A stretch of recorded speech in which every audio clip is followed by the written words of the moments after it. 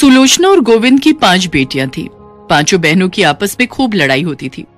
सुलोचना के घर में अक्सर पांचों बहनों के बीच में किसी न किसी बात को लेकर बहस हो ही जाती थी। पर आज जो लड़ाई का विषय था वो था स्कूटी।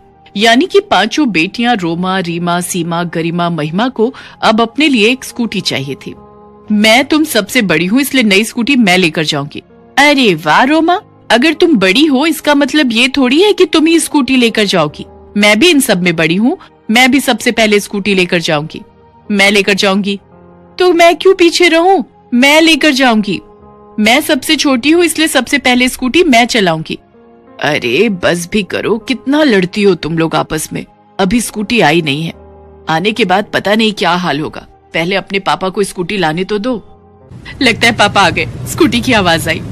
स्कूटी देखकर पांचों बहनें बहुत खुश थी। ये देखो, अब तुम पांचों इसके लिए लड़ना मत, बारी बारी से स्कूटी का इस्तेमाल करना और इसकी देखभाल भी तुम पांचों के जिम्मे रहेगी। रोजाना इसमें तेल डलवाना, समय समय पर इसकी सर्विस करवाना, कागज संभाल कर रखना और हमेशा ये हेलमेट पहनकर स्कूटी चलाना। इन सब बातों का तुम्हें ध्यान रखना है। और स्कूटी ज्यादा तेज कोई नहीं चलाएगा। इस तरह से पांचों बहनों को उनके माता पिता ने हिदायत तो दे दी, पर आखिर वो बहनें मानने वाली कहाँ से थी। उनकी तो लड़ाई फिर से शुरू हो गई। मम्मी, बाहर स्कूटी नहीं खड़ी है, कहाँ है? मुझे कॉलेज को देर हो रही है। रीमा को स्कूटी चाहिए थी, जरूरी काम से गई है, अभी आ जाएगी। वो दे, आ गई। दीदी बस थोड़ी देर आपको और रुकना पड़ेगा, मुझे अपनी फ्रेंड के घर नोट्स लेने के लिए जाना है। मैं बस 10 मिनट में आ जाऊंगी। कैसी बातें कर रही हो महिमा, मुझे पहले ही कॉलेज के लिए लेट हो चुका है। बस 10 मिनट रुको ना, मैं आ रही हूँ। रीमा दीदी, लाओ स्कूटी की चाबी दो। इसमें तेल कम है, वापसी में डलवा लेना। पता नहीं स्कूटी का तेल कैसे खत्म हो गया। कल मैंने 200 रुपए का डलवाया था। मैंने भी 100 रुपए का डलवाया था। महिमा अब तुम डलवाती आना, फिर मुझे कॉलेज को लेट हो जाएगा, मैं नहीं डलवा पाऊंगी। तुम चारों ही स्कूटी का इस्तेमाल करती रहना। मैं तो पागल हूँ, मुझे भी ट्यूशन जाना था, मुझे भी स्कूटी चाहिए होती है। माँ, ये नहीं है कि ये चारों ही स्कूटी की हकदार है। जब से स्कूटी आई है मैंने सिर्फ एक बार चलाई है। कोई बात नहीं सीमा बेटा, ऐसे लड़ते नहीं है। आज रीमा को ले जाने दो, कल तुम ले जाना।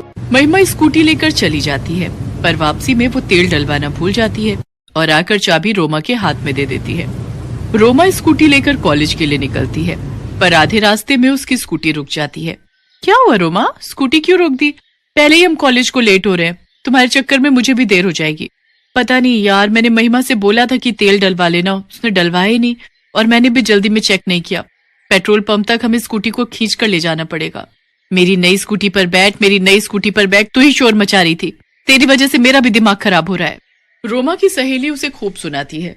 एक तो पहले से ही स्कूटी घसीट कर पेट्रोल पंप तक ले जाने के चक्कर में रोमा के पसीने छूट गए, ऊपर से सहेली के ताने। रोमा जब घर पहुंची तो उसका पारा हाई था।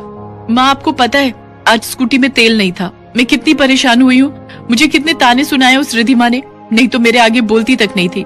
आज ये सब महिमा के कारण हुआ है। महिमा, तुमने तेल क्यों नहीं डलवाया? अरे मैंने तेल डलवाने का ठेका थोड़ी लिया हुआ है, मैं भी जल्दी में थी, नहीं ध्यान रहा। आप चारों में से भी तो किसी ने तेल नहीं डलवाया ना। अरे गलती रीमा दीदी की है, जब उन्हें पता था कि स्कूटी में तेल कम है तो उन्होंने जिम्मेदारी मेरे ऊपर डालने की जगह खुद ही क्यों नहीं तेल डलवाया जब वो सुबह आ रही थी। अरे बस भी करो, स्कूटी ना हो गई आफत हो गई। मैंने पहले ही कहा था कि अपनी अपनी जिम्मेदारियां संभालना सीखो। स्कूटी में जब तेल नहीं था तो तुम लोगों को ध्यान रखना चाहिए था। और रोमा, स्कूटी ले जाने से पहले हमेशा चेक करा करो कि उसमें कितना तेल है, जिससे तुम्हें कोई परेशानी ही नहीं आएगी। एक दूसरे पर गलतियां थोपने से अच्छा है कि अपनी जिम्मेदारी निभाओ, वरना मैं ये स्कूटी बेच दूंगा।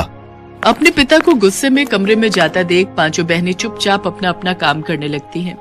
पर ये चुप्पी देर तक टिकने वाली नहीं थी। अगले दिन फिर वही हाल हो जाता है। स्कूटी की सर्विस होनी थी।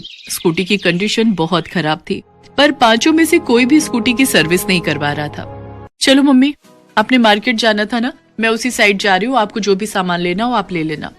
ठीक है, 2 मिनट रुक, मैं बटुआ लेकर आती हूँ। और सुन, स्कूटी हल्के चलाना, मुझे डर लगता है। चिंता मत करो, मैं स्कूटी चलाने में एक्सपर्ट हूँ और इन चारों से तो बेहतर ही चलाती हूँ। रोमा अपनी माँ को स्कूटी पर बाजार ले जाती है। रोमा बेटा संभाल कर, स्कूटी बहुत तेज चला रही है।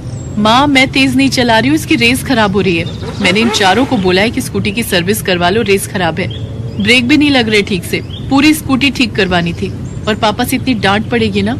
रोमा अभी अपनी बात पूरी भी नहीं कर पाई थी कि अचानक स्कूटी एक रिक्शे से टकरा जाती है।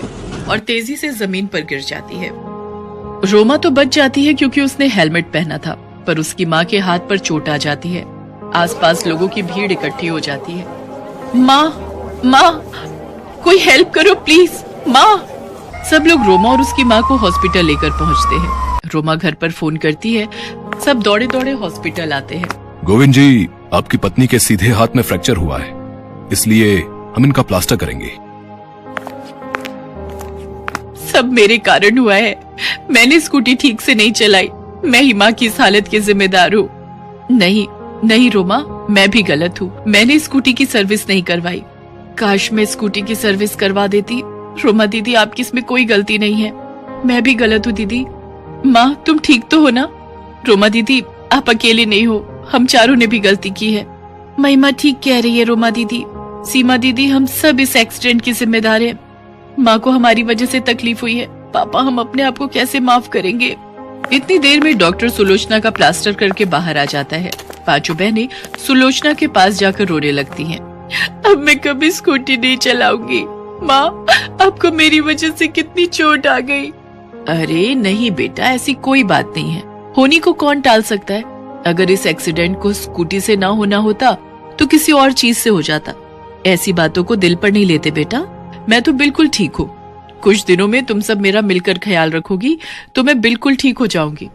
सुलोचना अपनी पांचों बेटियों को गले से लगा लेती है।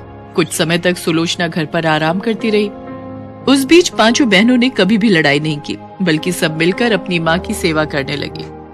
जिस घर में कल तक बात बात पर लड़ाई होती थी, आज पांचों बहनें एकजुट होकर पूरे घर को संभाल रही थी। अब किसी को भी स्कूटी चाहिए होती थी तो वो पहले एक दूसरे से पूछ ली जाती थी, ताकि किसी को भी किसी कारण परेशानी ना हो। अब तो समय पर स्कूटी में तेल भी डलता था, टंकी भी फुल रहती थी, सर्विस भी समय पर होती थी और एक दूसरे का ख्याल रखा जाता था। पांचों बहनों में आया ये बदलाव देखकर गोविंद और सुलोचना दोनों ही बहुत खुश थे।